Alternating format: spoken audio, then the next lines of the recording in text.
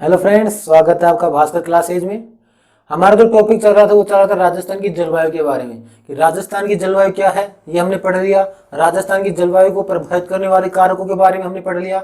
और हमारा जो लास्ट का टॉपिक चल रहा था वो चल रहा था राजस्थान में जो ऋतुएं होती हैं वो कौन कौन सी होती हैं, कितने प्रकार की होती हैं और किस प्रकार से वो राजस्थान में आती है या राजस्थान में उसका क्या क्या प्रभाव है, इसके बारे में हम विस्तार से चर्चा करेंगे।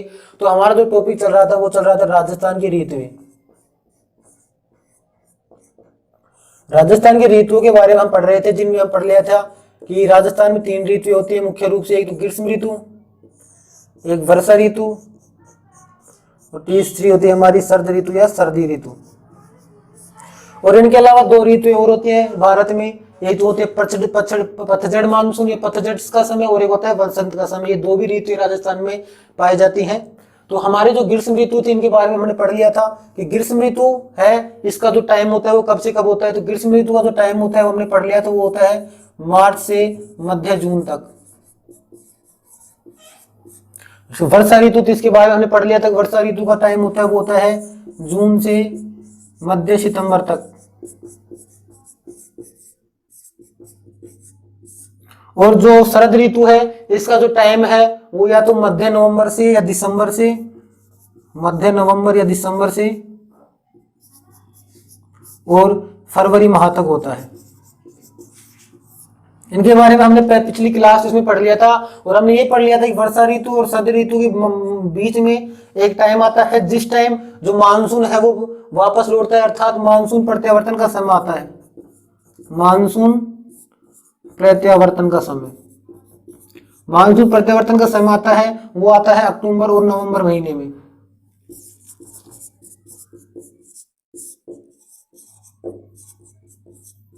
अक्टूबर और नवंबर महीने के जो बीच में है वो मानसून वापस लौटता है। मानसून प्रत्यावर्तन का समय होता है अक्टूबर नवंबर। तो इसके बारे में हमने चर्चा कर ली थी। और इसमें हमने ये भी पढ़ लिया था कि ग्रीष्म ऋतु के जो डायरेक्ट पूछने वाले क्वेश्चन है वो कौन कौन से हैं। कि सबसे गर्म जो जिला है वो चूरू है, सबसे गर्म जिला है वो चूरू है। सबसे गर्म स्थान है वो फलोदी है।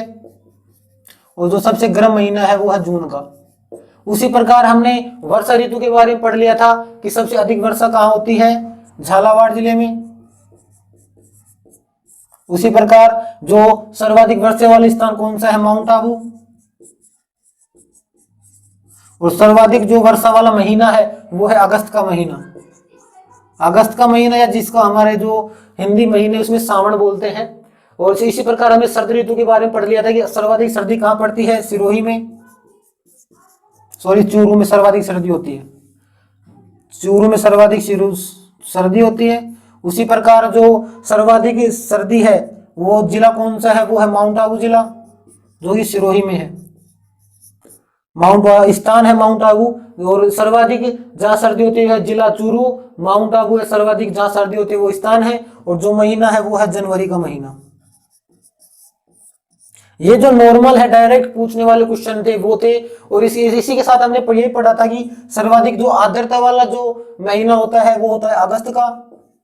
सर्वाधिक आर्द्रता वाला महीना अगस्त का होता है। न्यूनतम आर्द्रता वाला महीना होता है वो होता है अप्रैल का महीना। इनके बारे में हमने पिछली क्लास में पढ़ लिया था और यहाँ भी पढ़ लिया है। तो यहाँ पर ये ग्रीष्म ऋतु, वर्षा ऋतु, शरद ऋतु, ये मुख्य जो ऋतु ये 3 होती है हमारे जो राजस्थान में होती है। और जो ग्रीष्म ऋतु है इसमें जो घटनाएं होती हैं वो कौन कौन सी होती हैं, इसमें 3 प्रकार की घटनाएं होती है। एक तो आती है इसमें जो लू चलती है ग्रीष्म महीने में, लू। एक होता है आंधियां, धूल भरी आंधियां। और एक होता है भभूलिया। ये 3 घटनाएं होती हैं ग्रीष्म काल में। ग्रीष्म ऋतु में 3 प्रकार की घटनाएं पाई जाती है, लू, आंधियां और भभूलिया। वर्षा ऋतु में जो घटना पाई जाती है वो होती है वर्षा ऋतु में जो घटना होती है वो होता है पुरवैया। और जो शरद ऋतु इसमें जो घटना होती है वो होती है मावठ की घटना। इनके बारे में जब हम इन ऋतुओं के बारे में पढ़ेंगे डिटेल से, उनके में ही हम लू, आंधी, भभूलिया, पुरवैया और मावठ के बारे में हम अध्ययन करेंगे सुविस्तार से। अब हम पढ़ेंगे कि जो राजस्थान है या इंडिया है इसमें जो मानसून है अर्थात वर्षा ऋतु के बारे में हम सर्वप्रथम पढ़ेंगे कि वर्षा ऋतु है यह राजस्थान में जो मानसून है अर्थात वर्षा ऋतु में जो मानसून आता है वो राजस्थान में किस प्रकार से आता है, राजस्थान में कौन सा मानसून आता है और सर्वप्रथम कहाँ आता है, इसके बारे में हम पढ़ेंगे।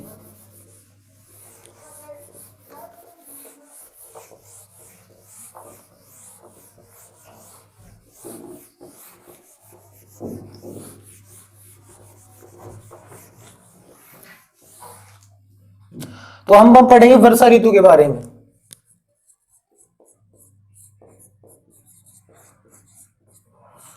वर्षा ऋतु, और इसमें हम पढ़ेंगे मानसून के बारे में। वर्षा ऋतु में वर्षा होती है जिसका मुख्य कारण क्या होता है, मानसून होता है। मानसून के बारे में हम डिटेल से पढ़ेंगे। क्या कि हमने पढ़ लिया कि जो मानसून है या मौसम है वो किसका शाब्दिक अर्थ है, वो मौसम शब्द का शाब्दिक अर्थ है। मौसम शब्द का शाब्दिक अर्थ है। मौसम शब्द या मौसम, ये मानसून है वो मौसम शब्द का शाब्दिक अर्थ है, जो कि अरबी भाषा से लिया गया है। अरबी भाषा का शब्द है मौसम, जिसका ही शाब्दिक अर्थ है मानसून या मौसम। और मानसून की सर्वप्रथम जो व्याख्या की थी वो अल मसूदी ने की थी। ये मौसम शब्द की जो सर्वप्रथम व्याख्या की थी, या हम ऐसे कहेंगे मानसून शब्द का सर्वप्रथम जो उपयोग किया था वो अल मसूदी ने किया था। मौसम शब्द या मानसून का जो अर्थ होता है वो होता है ऋतु परिवर्तन। ये ऐसे कहें कि मंडल जल से थल की ओर हवाओं का चलना। ये मानसून का अर्थ होता है कि जल से अर्थात सागर समुद्र से थल की तरफ अर्थात उच्च वायु दाब से निम्न वायु दाब की तरफ जो हवाएं चलती है उन्हें मौसम या मानसून कहते हैं। ये इस मानसून की जो डिटेल्स थी वो है। अब हम मानसून के बारे में पढ़ेंगे, मानसून किस प्रकार से राजस्थान में आता है या भारत में आता है। इससे पहले ये कि मानसून राजस्थान में आता है तो ये बता दूं मैं कि जो हमारा इंडिया है, भारत है, इसमें पर्वतकृत वर्षा होती है। पर्वतकृत वर्षा होती है। जो इंडिया है या राजस्थान है इसमें पर्वतकृत वर्षा होती है। पर्वतकृत वर्षा क्या होती है, इसका अर्थ होता है कि पर्वतों के कारण ही हमारा जो राजस्थान है या हमारा जो भारत है उसमें वर्षा होती है। पर्वतकृत वर्षा होती है हमारे राजस्थान या इंडिया में। तो हम पढ़ेंगे अब मानसून के बारे में।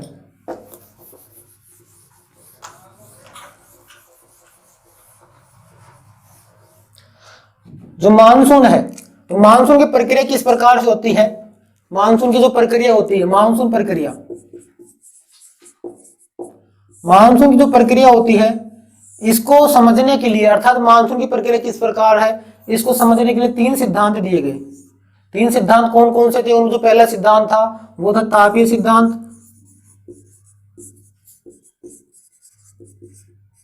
और ये तापीय सिद्धांत दिया गया था डेडले स्टाम्प के द्वारा। दूसरा जो सिद्धांत है वो है विषुवत पछुआ प्रभाव।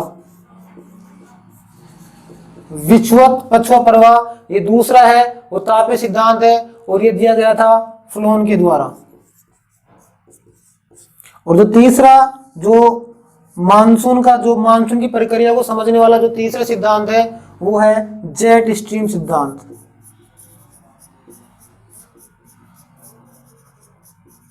जेट स्ट्रीम सिद्धांत है, और ये दिया गया था यीस्ट के द्वारा। यीस्ट के द्वारा दिया गया था ये जेट स्ट्रीम सिद्धांत। और ऐसे कहें कि इंडिया में इस जो जेट स्ट्रीम सिद्धांत है, इंडिया में इसे सबसे अधिक व्याख्या किसने की, तो वो थे कोटेश्वरम। अगर इंडिया के संदर्भ में जेट स्ट्रीम सिद्धांत की कहे कि जेट स्ट्रीम सिद्धांत की सबसे अधिक व्याख्या या लाभदायक व्याख्या जो किसने की, वो कोटेश्वरम की। कई किताबों में जेट स्ट्रीम सिद्धांत की व्याख्या डायरेक्ट कोटेश्वरम के द्वारा दी जा सकती है, या लिखा जा सकता है जेट स्ट्रीम सिद्धांत किसके द्वारा गया, कोटेश्वरम के द्वारा दिया गया। लेकिन मुख्य रूप से जो जेट स्ट्रीम सिद्धांत है ये यीस्ट के द्वारा दिया गया था, और कोटेश्वरम के द्वारा भारत में जेट स्ट्रीम सिद्धांत का जो मुख्य रूप से उपयोग किया था। ये डायरेक्ट क्वेश्चन पूछे जा सकते हैं कि तापीय सिद्धांत किसने दिया, विश्व पछुआ प्रभाव सिद्धांत किसने दिया, और जेट स्ट्रीम सिद्धांत किसने दिया। तो ये डायरेक्ट क्वेश्चन पूछे जा सकते हैं। अगर हम बात करें इन सिद्धांतों की, इन सिद्धांतों के बारे में पढ़े बहुत विस्तृत है, और इन सिद्धांतों के आधार पर हम मानसून की प्रक्रिया को नहीं समझ सकते। इसलिए इन सिद्धांतों को एक साइड से करके अर्थात एक जगह करके पढ़े तो बहुत ही आसानी से हम मानसून की प्रक्रिया को समझ सकते हैं।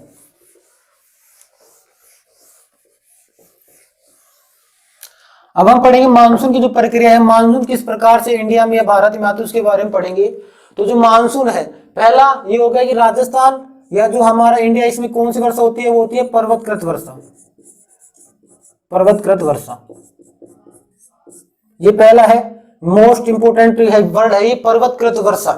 दूसरा जो इसमें वर्ड है ये है कि जो मानसून है, कि भारत में मानसून कहां से आता है, तो भारत में जो मानसून आता है, भारत या राजस्थान में जो मानसून आता है वो आता है हिंद महासागर से।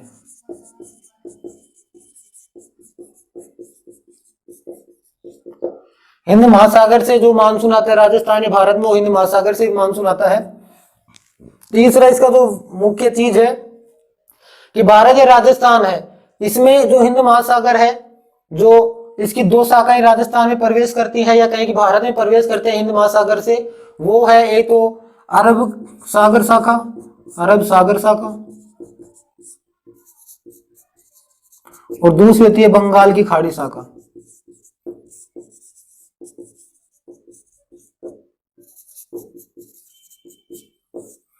ये जो हिंद महासागर है, इसकी दो शाखाएं हैं जो भारत या राजस्थान में प्रवेश करती है। एक तो होती है अरब सागर शाखा और दूसरी होती है बंगाल की खाड़ी शाखा। ये है मानसून की वे दो शाखाएं, हिंद महासागर ये दो शाखाएं जो भारत में प्रवेश करती है।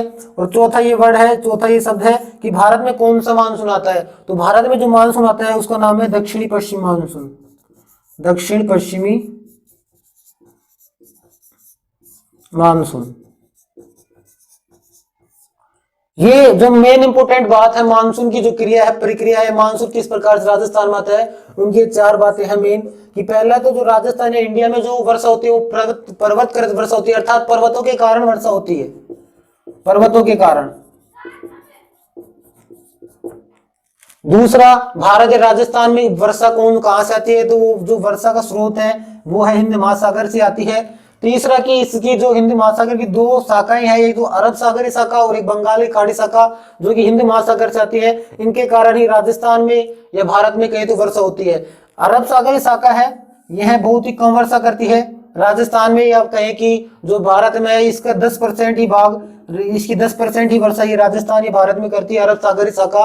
और बंगाली खाड़ी है, ये लगभग 90% ही बारिश करती है पूरे इंडिया में। तो सर्वाधिक जो बारिश करती है वो बंगाल की खाड़ी शाखा करती है, और न्यूनतम जो बारिश करती है वो अरब सागरी शाखा है वो करती है। और तीसरा जो डायरेक्ट क्वेश्चन पूछा जा सकता है कि इंडिया या राजस्थान में कौन सा मानसून आता है, तो दक्षिणी पश्चिमी मानसून है वो राजस्थान या इंडिया में प्रवेश करता है। तो वो किस प्रकार से करता है इसके बारे में हम देखते हैं अब।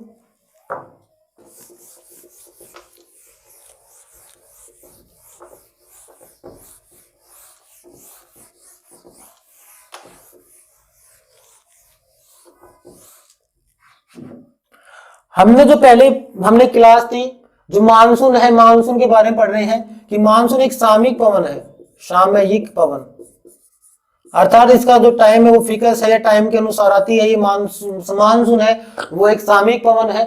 वो किस प्रकार है देखते हैं। ये हो गया हमारा ग्लोब या पृथ्वी, ये हमारा 0 डिग्री भूमध्य रेखा, ये कहेंगे विषुवत रेखा। तो हम देखें कि जो डायरेक्टली देखें कि मार्च का जो महीना होता है, मार्च के महीने में जो सूर्य होता है वो डायरेक्टली भूमध्य रेखा के ऊपर चमकता है। इसी कारण यहाँ पर जो जलवायु होती है वो उष्ण जलवायु होती है, उष्ण जलवायु होती है। जो निम्न वायुदाब होता है, निम्न वायुदाब होता है। इसी कारण जो व्यापारिक पवनें हैं, व्यापारिक पवनें हैं वो यहां पर आती है और यहां से ठंडी होकर ऊपर की ओर उठती है, और ऊपर से ये यहाँ व्यापारिक पवनें आती है भूमध्य रेखा पर, यहां से ऊपर की ओर उठकर वह ठंडी होकर वापस ये जो भूमध्य रेखा यहाँ पर आती है और यहाँ पर अधिक वर्षा करती है। इसलिए जो भूमध्य रेखा है यहाँ पर उच्च वर्षा होती है, और उच्च वर्षा होने के कारण यहाँ पर सदाबहार वनस्पति पाई जाती है। एक तो जो व्यापारिक पवनें हैं वो उत्तरी गोलार्ध से आती हैं और एक आती है दक्षिणी गोलार्ध से। व्यापारिक पवनें आती हैं और ये व्यापारिक पवनें मार्च के महीने में जब डायरेक्ट सूर्य भूमध्य रेखा चमकता है तो हल्की होकर ऊपर उठती है और ऊपर से ठंडी होकर वर्षा के रूप में ये नीचे गिरती है। तो यहाँ पर जो भूमध्य रेखा है यहाँ पर ये अधिक वर्षा करती है। इसको हम जब इंडिया के संदर्भ में देखते हैं कि भारत के संदर्भ में किस प्रकार से कार्य करती है, उसके बारे में देखते हैं। भारत के संदर्भ में देखेंगे जो हमारी अरब सागरी शाखा, सॉरी, जो हमारी हिंद महासागरी शाखा है, हिंद महासागर है, उससे जो मानसून आता है वो राजस्थान में किस प्रकार से है। तो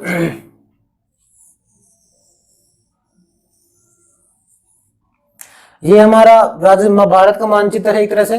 तो यहाँ पर देखते हैं कि जो मार्च का महीना होता है, मार्च के महीने में सूर्य भूमध्य रेखा पर डायरेक्ट चमकता है, 0 डिग्री भूमध्य रेखा पर, यह विषुवत रेखा पर। और यही जो मार्च, अप्रैल, मई और जून के महीने में ये जो हमारा जो हमारी जो सूर्य है वो जून के महीने में राजस्थान में जून के महीने पे कर्क रेखा पर चमकता है। जून के महीने में ये 23.5 डिग्री कर्क रेखा के ऊपर डायरेक्ट चमकता है, जिसे कर्क संक्रांति कहते हैं। हम कर्क संक्रांति के नाम से जानते हैं।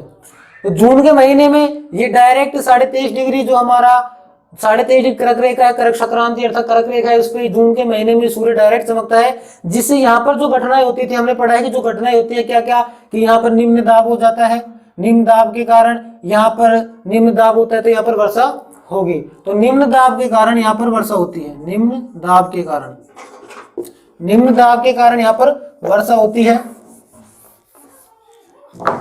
ठीक, तो अब जो पवनें चल रही हैं, जो हिंद महासागर जो दक्षिणी, ये उत्तरी गोलार्ध हो गया हमारा, और ये दक्षिणी गोलार्ध हो गया, उत्तर दक्षिण। तो जो दक्षिणी व्यापारिक पवनें हैं,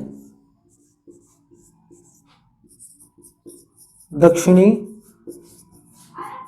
व्यापारिक पवनें, जो दक्षिणी व्यापारिक पवनें हैं वो जब इस कर्क रेखा पर आएंगी, तो ये जो दक्षिणी व्यापारिक पवनें हैं वो फेरल के नियम के अनुसार, या कहें कि कोरियोलियस बल के कारण, कोरियोलियस बल के कारण या फेरल के नियम के अनुसार ये दो दक्षिणी व्यापारिक पवनें हैं, ये अपनी दाहिनी तरफ मुड़ जाती है, दाहिनी तरफ ये व्यापारिक पवनें अपनी मुड़ जाती है, और इसी कारण ही ये यहाँ पर बारिश करती है। इसी कारण जो दक्षिणी व्यापारिक पवनें हैं, या कहें कि जो हमारा जो मानसून है, जो ये व्यापारिक पवनें दाहिनी तरफ मुड़ जाती हैं, इसी कारण यहाँ पर जो बारिश होती है वो दक्षिणी पश्चिमी मानसून के कारण होती है।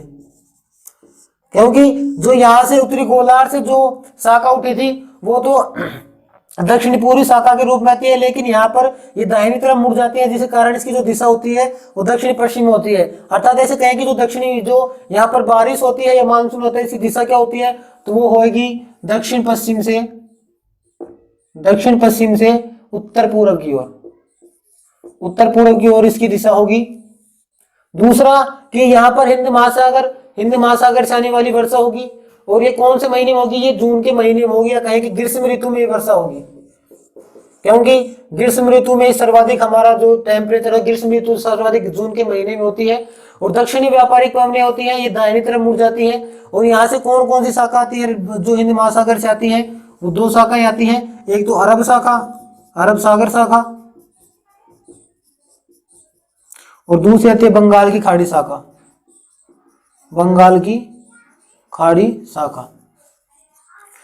ये हो गया हमारा राजस्थान में भारत के संदर्भ में जो दक्षिणी पश्चिम मानसून वो किस प्रकार से आता है, इसकी दिशा क्या होती है, इसकी दिशा होती है दक्षिण पश्चिम मानसून दिशा होती है दक्षिण पश्चिम से उत्तर पूर्व की ओर। और ये जो दक्षिणी व्यापारिक पवनें हैं, ये टेम्परेचर या निम्न दाब के कारण ये अपनी दाहिनी तरफ मुड़ जाती है, जिससे इसकी दिशा होती है वो दक्षिण पूर्व से दक्षिण पश्चिम की तरफ इसकी दिशा हो जाती है। तो ये है हमारा भारत के संदर्भ में। अब दूसरा देखिए, जो हमारी अरब सागरी शाखा और बंगाली खाड़ी शाखा है, ये भारत में किस तरह से बारिश करती है, ये मानसून किस तरह से आता है। तो अब हम बात करेंगे जो हमारी अरब सागरी शाखा है, अरब सागरीय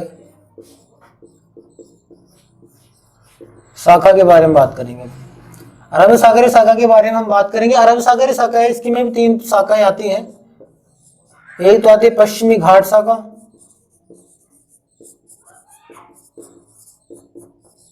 दूसरी आती है इसकी छोटा नागपुर शाखा,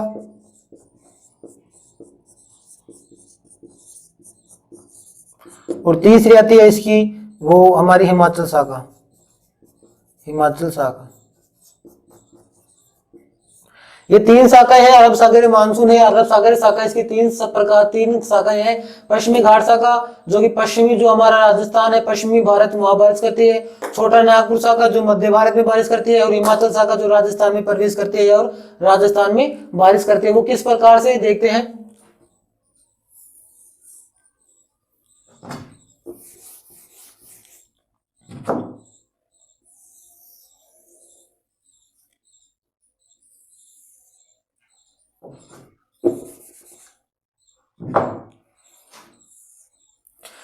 ये हमारा इंडिया है, और इंडिया के जो हमारी जो शाकाहारी है हिंद महासागरीय, वो कौन सी है, अरब सागरीय शाखा है।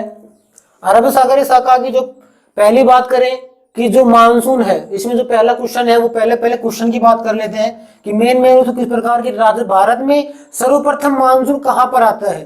तो भारत में डायरेक्टली क्वेश्चन पूछे कि सर्वप्रथम मानसून भारत में कहां आता है, तो उसका आंसर होगा अंडमान निकोबार द्वीप समूह, या अंडमान निकोबार में, अंडमान निकोबार में। अंडमान निकोबार में भारत में सर्वप्रथम जो मानसून आता है वो अंडमान निकोबार में आता है, और ये आता है लगभग 25 मई के समथिंग ये भारत में आता है। अगर डायरेक्ट स्थान या मतलब कि अगर राज्य प्रांत पूछे कि राजस्थान भारत में सर्वप्रथम मानसून कहां पर आता है, राज्य बताइए, अर्थात भारत में किस राज्य में सर्वप्रथम मानसून आता है, तो जो पश्चिमी घाटी मानसून है, अरब सागर की जो शाखा है पश्चिमी घाट, ये पश्चिम जो एरिया है भारत का, वहां पर वर्षा करती है, और यहां पर सर्वप्रथम ये करती है केरल में। केरल में या डायरेक्टली स्थान पूछिए तो मालाबार तट।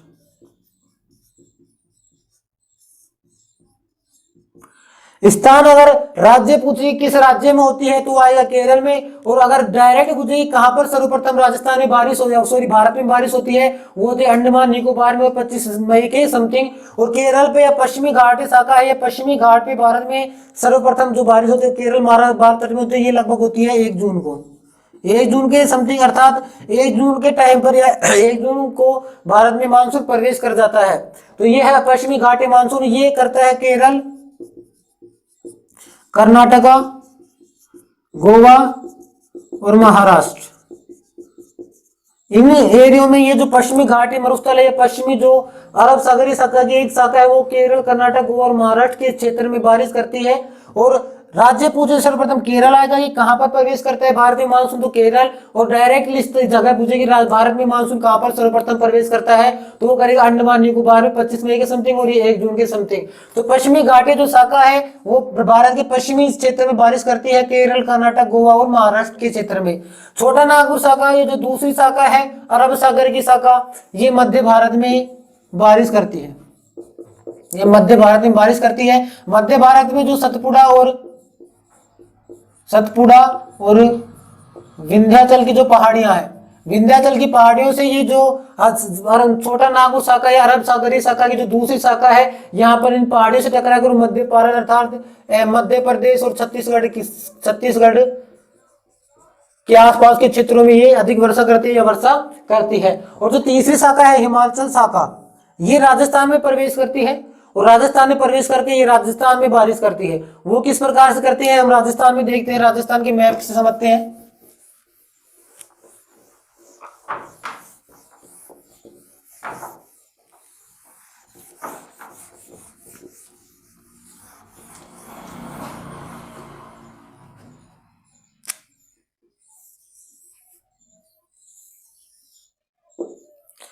ये हमारी अरावली हो गई, और ये हमारा अरावली हो गई। तो हमारी जो हिमाचल शाखा है, हिमाचल शाखा, या कहें कि अरब सागरीय शाखा की जो तीसरी शाखा हिमाचल शाखा, ये राजस्थान में प्रवेश करती है। राजस्थान में कहां प्रवेश करती है, ये बांसवाड़ा में प्रवेश करती है, बांसवाड़ा में प्रवेश करती है। इसी कारण जैसे कुछ जो बांसवाड़ा है, बांसवाड़ा को मानसून का प्रवेश द्वार कहा जाता है।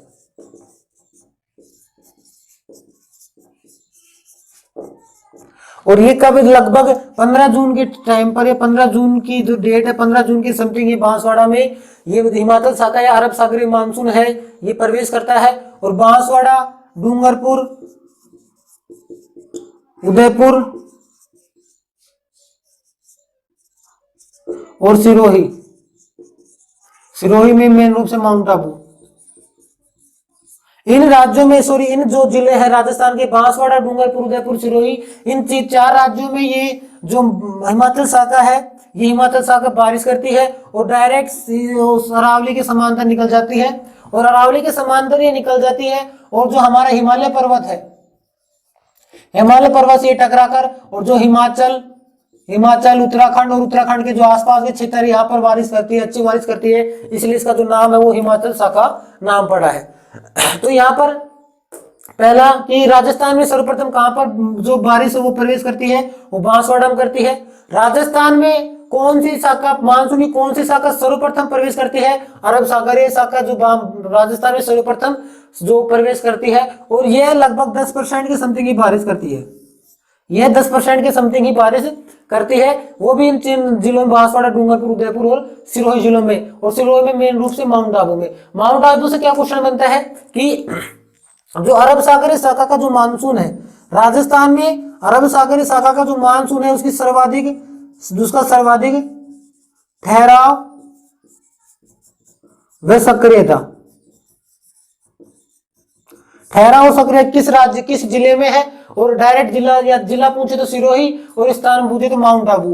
कि राजस्थान में अरब सागरीय जो मानसून है, इसका जो सर्वाधिक ठहराव या मानसून सक्रियता है वो माउंट आबू में है, और इसका जो मुख्य कारण है वह है ऊंचाई, क्योंकि माउंट आबू है इसकी सर्वाधिक ऊंचाई है, ऊंचाई के कारण ही वहां पर अधिक टाइम तक बादल रहते हैं और अधिक वर्षा करती है, अर्थात उसकी अधिक सक्रियता और ठहराव अधिक रहता है माउंट आबू में।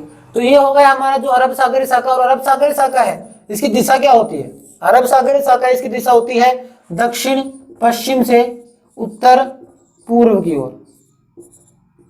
दक्षिण मानसून दक्षिण सागरीय शाखा है, इसकी दिशा होती है दक्षिण पश्चिम से उत्तर पूर्व की ओर, अर्थात अरावली के समांतर इसकी दिशा होती है। तो अभी अरावली के संदर्भ में आप देखें कि अरावली के संदर्भ में ये जो अरब सागरीय शाखा है, ये अरावली के समांतर निकल गई, इन 3 राज्यों में अधिक वर्षा कर दी। लेकिन जो हमारे पश्चिमी राजस्थान है, ये जो हमारा पश्चिमी राजस्थान है, पश्चिमी राजस्थान में इसने बारिश नहीं की, अर्थात अरब सागरीय शाखा है, इसके द्वारा पश्चिमी जो राजस्थान है, या कहें कि हमारा जो थार का मरुस्थल है, यहाँ पर बारिश नहीं होती है या बहुत ही कम होती है। इससे क्या क्या कारण है? तो इसके जो मुख्य रूप से कारण है वो 3 कारण है। वो कौन कौन से हैं?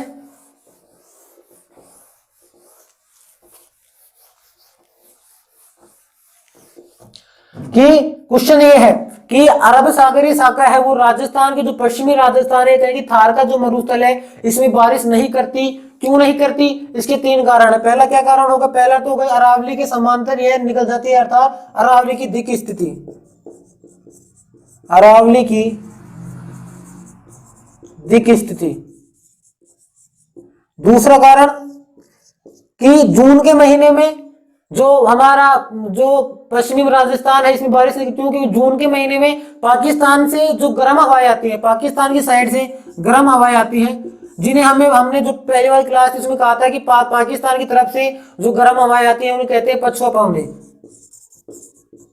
पछुआ पवने हैं, उनके कारण जो अरब सागरीय शाखा है वो जो बारिश नहीं करती है। और तीसरा इसका मुख्य कारण महाद्वीपता, अर्थात समुद्र से दूरी। ये 3 मुख्य कारण है जिससे पश्चिमी राजस्थान में अरब सागरीय शाखा है, इससे बारिश नहीं होती। कौन कौन से? एक तो अरावली की दिक् स्थिति, दूसरा पछुआ पवने जो गर्म हवाएं होती है, और तीसरा महाद्वीपता या समुद्र से दूरी। तो ये 3 कारण है जिसके कारण थार के मरुस्थल में, या कहे कि जो हमारा पश्चिमी राजस्थान है इसमें बारिश नहीं होती। तो ये हो गया हमारा अरब सागरीय शाखा के बारे में, और इससे जो क्वेश्चन थे उसके बारे में कौन कौन से क्वेश्चन है अब पढ़ेंगे हम। जो हमारी दूसरी शाखा है बंगाली खाड़ी शाखा, जो हमारा जो दूसरी शाखा है वो है बंगाली खाड़ी शाखा।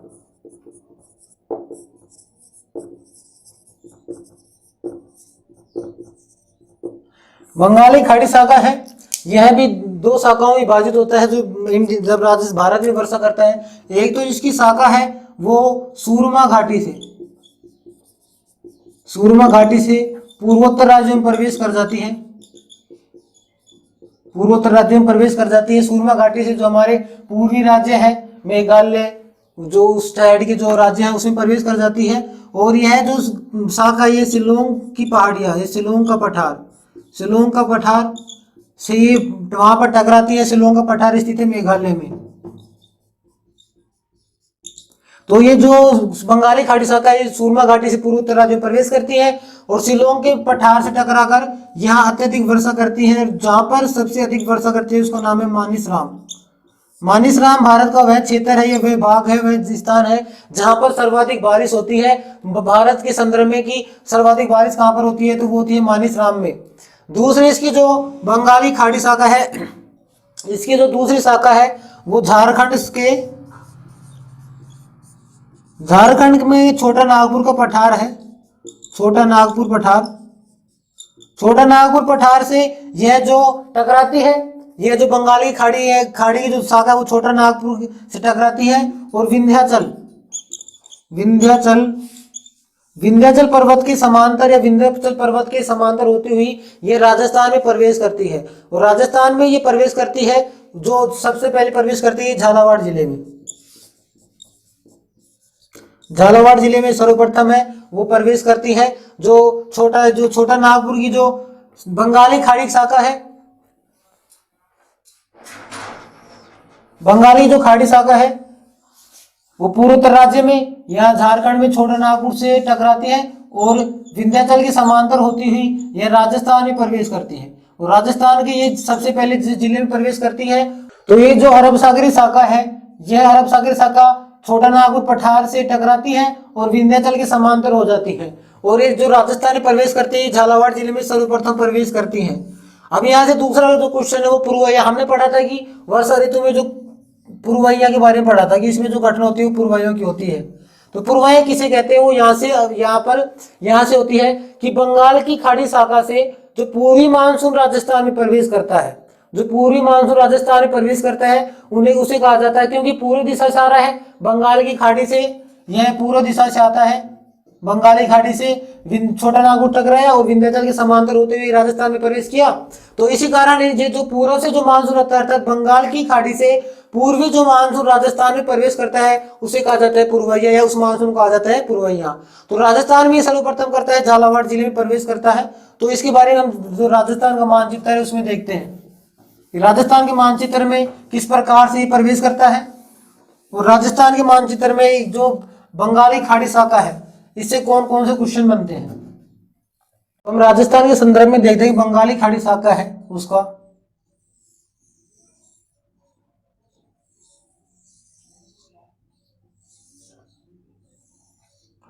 तो राजस्थान में देखें तो राजस्थान में सर्वप्रथम जो प्रवेश करती है वो झालावाड़ जिले में करती है, झालावाड़ में। तो क्वेश्चन पूछ ले कि अरब सागर शाखा का जो अरब सागर शाखा है इसका प्रवेश द्वार तो हमारा बांसवाड़ा था, और जो बंगाली खाड़ी शाखा है इसका जो प्रवेश द्वार है वो झालावाड़ है। लेकिन अगर डायरेक्ट पूछ ले कि राजस्थान में प्रवेश द्वार कौन सा है, दोनों बांसवाड़ा झालावाड़ दोनों देते तो इसमें जो राइट आंसर होगा वो होगा अरब सागरी शाखा का बांसवाड़ा। क्यों? क्योंकि अरब सागरी शाखा है यह सर्वप्रथम भारत में राजस्थान में प्रवेश करती है। दूसरा देखें कि यह कौन से जो अरब बंगाली खाड़ी शाखा है यह 90% बारिश करती है, 90% यह बारिश करती है।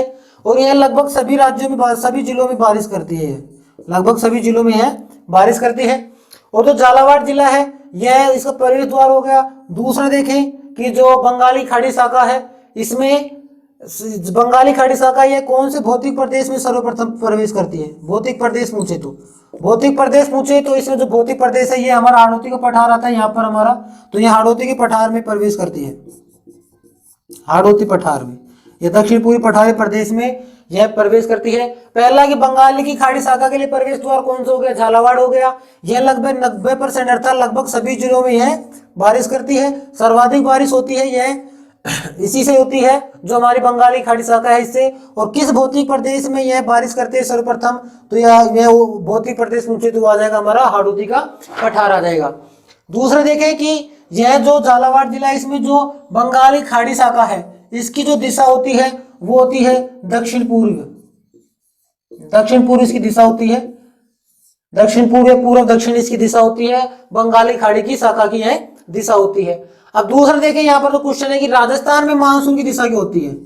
राजस्थान में मानसून की दिशा, जो राजस्थान में मानसून की दिशा होती है वह होती है अर्थात सर्वाधिक इसी होती है, इसलिए राजस्थान में मानसून इसी को कहा जाता है। तो सर्वाधिक इसी कारण होती है, बंगाली खाड़ी की शाखा कारण होती है, इसलिए राजस्थान में जो मानसून की दिशा है वो है दक्षिण पूर्व से उत्तर पश्चिम की ओर, उत्तर पश्चिम की ओर। यह भारत में जो मानसून है उसकी दिशा है दक्षिण पूर्व से उत्तर पश्चिम की ओर। और अगर वर्षा की दिशा पूछे, वर्षा की दिशा, राजस्थान में वर्षा की दिशा अर्थात कि राजस्थान में सर्वाधिक वर्षा किस दिशा में होती है उसकी दिशा, तो ये तो होगा हमारा क्रम किसका, जो दक्षिण पूर्व है, दक्षिण पूर्व से उत्तर पश्चिम की ओर, ये तो गया मानसून की दिशा। और इसका विपरीत ही वर्षा की दिशा हो जाएगी अर्थात उत्तर पश्चिम से दक्षिण पूर्व की ओर, ये हो गई वर्षा की दिशा, यह हो गई वर्षा की दिशा। और दूसरा जो क्वेश्चन है वो ये है, जो अगर नेक्स्ट क्वेश्चन वो है कि जो बंगाल की खाड़ी शाखा है इसका सर्वाधिक ठहराव कहाँ होता है, सर्वाधिक ठहराव, सर्वाधिक सक्रिय होती है वो होती है झालावाड़ जिले में, झालावाड़ जिले में सर्वाधिक इसी ठहराव या जो बंगाली खाड़ी शाखा है इसकी ठहराव है वो झालावाड़ जिले में होती है। तो ये हो गया इसके बारे में नॉर्मल की क्या होता है। अब इससे जो क्वेश्चन है वो क्वेश्चन के बारे में देखते हैं। पहला जो क्वेश्चन है वो ये है कि जो बंगाली खाड़ी शाखा है इससे जो पश्चिमी मरुस्थलीय प्रदेश है, पश्चिमी मरुस्थलीय प्रदेश या कहेंगे थार का मरुस्थल या कहेंगे पश्चिमी जो राजस्थान है हमारा, ये जो पश्चिमी राजस्थान है, पश्चिमी राजस्थान में कम वर्षा या ना के बराबर वर्षा होती है, क्यों? बंगाली खाड़ी जो शाखा है इससे दक्षिण पश्चिमी जो राजस्थान है इसमें कम या ना के बराबर वर्षा होती है, क्यों? क्योंकि जो हमारा पश्चिमी राजस्थान है यह अरावली का वृष्टि छाया क्षेत्र है, वृष्टि छाया प्रदेश या क्षेत्र।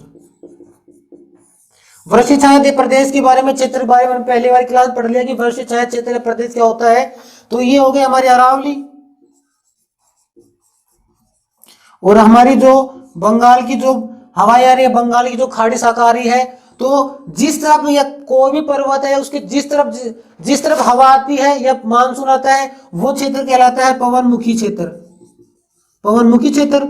और दूसरी जो पर्वत की जो दूसरी साइड होती है जिधर पवन बहुत कम आती है या ना के बराबर आती है वो होता है पवन विमुखी क्षेत्र, पवन विमुखी क्षेत्र, जिधर वायु की दिशा नहीं होती है। तो वह पवन विमुखी क्षेत्र जहां बादल तो होते हैं लेकिन वर्षा नहीं होती है वो कहलाता है वृष्टि छाया क्षेत्र। और जो पश्चिमी राजस्थान है वो अरावली पर्वत का जो वृष्टि छाया क्षेत्र है, इस कारण ही पश्चिमी राजस्थान में बंगाली खाड़ी से ना के बराबर बहुत ही कम वर्षा होती है। तो ये हो गया हमारा जो इसके बारे में था बंगाली खाड़ी शाखा, इसके बारे में। यहां पर एक क्वेश्चन और है, वो क्या है कि राजस्थान में मानसून का सर्वाधिक ठहराव कहाँ होता है? अरब सागर शाखा है, इसका सर्वाधिक ठहराव होता है माउंट आबू में। हमने पढ़ लिया भी कि माउंट आबू में या सिरोही कहेंगे, सिरोही जिला। और जो बंगाली खाड़ी शाखा है, बंगाली खाड़ी शाखा है, इसका जो सर्वाधिक ठहराव है वो है झालावाड़ में। अब क्वेश्चन ये है कि राजस्थान में मानसून का सर्वाधिक ठहराव कौन से जिले में है?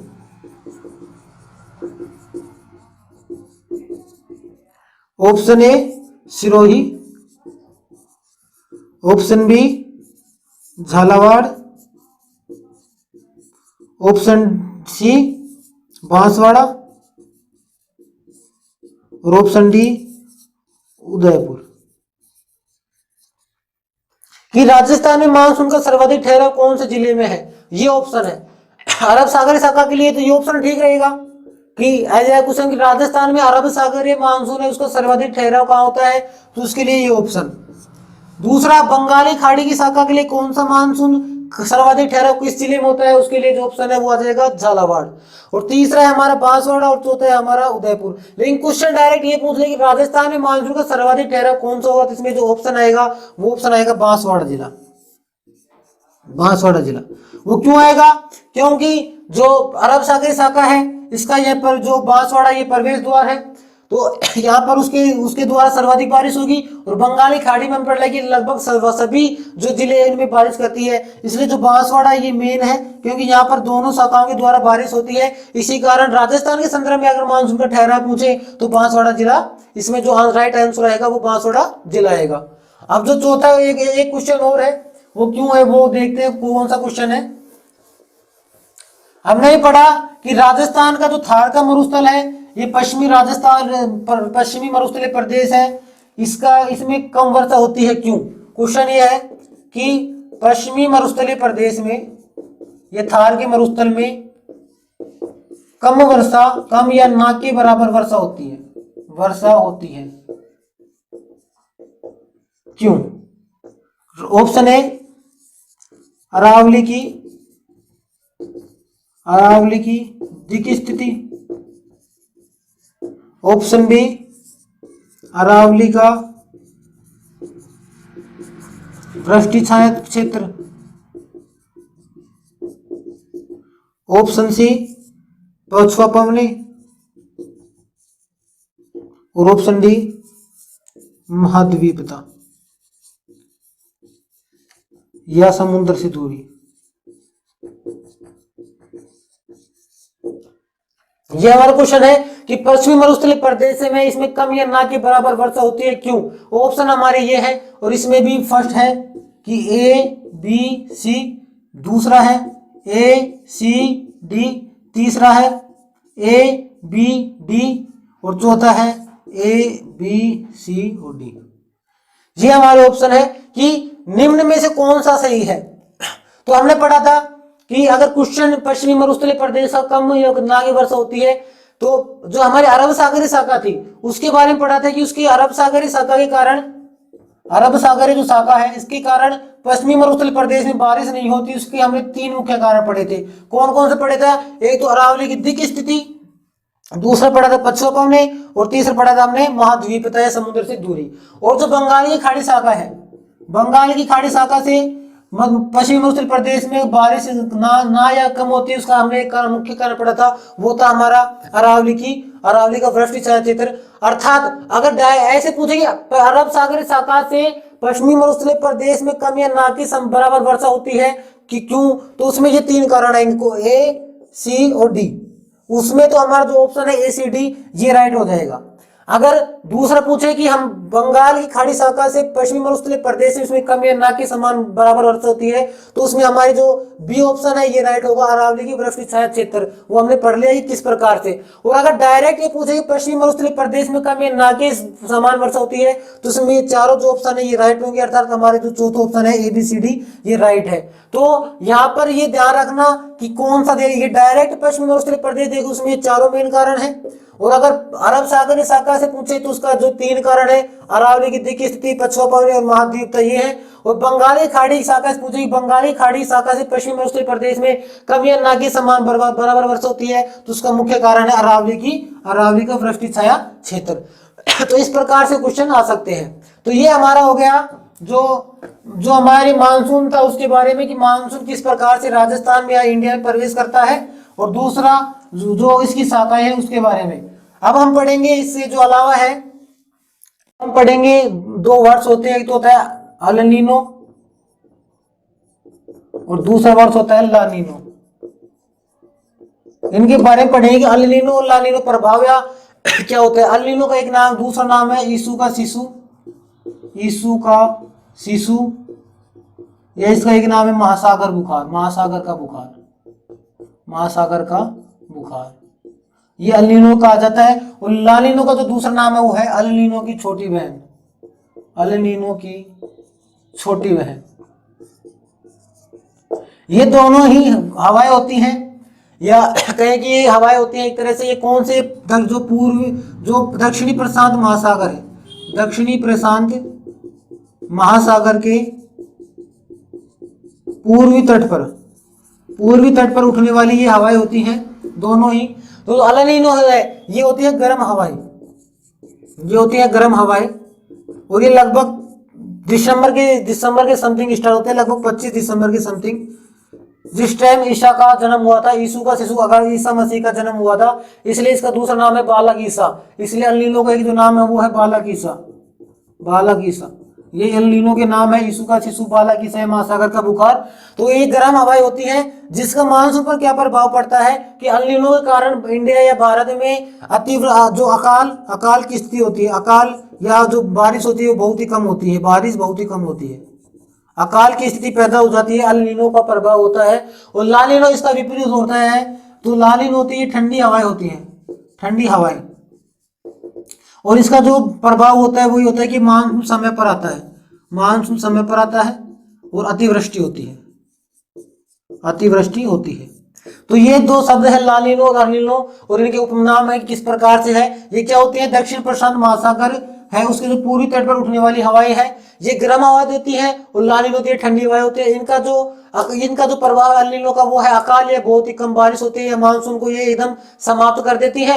और ला नीनो होते हैं ये ठंडी हवाएं होती है, जो जिससे जो प्रभाव वो पड़ता है कि मानसून को समय पर लाती है और इसी कारण अतिवृष्टि होती है। तो ये हो गया आज का हमारा जो टॉपिक था, जो वर्षा ऋतु थी, ये कंप्लीट हो गई। और इसके बारे में जो भी और क्वेश्चन होगी मैं अगली क्लास में आपको बता दूंगा। और ये आज की क्लास हमारी यही समाप्त होती है। अगर आपको क्लास अच्छी लगे तो लाइक करें, शेयर करें और हमारे यूट्यूब चैनल को अधिक से अधिक सब्सक्राइब करें। Thank you so much.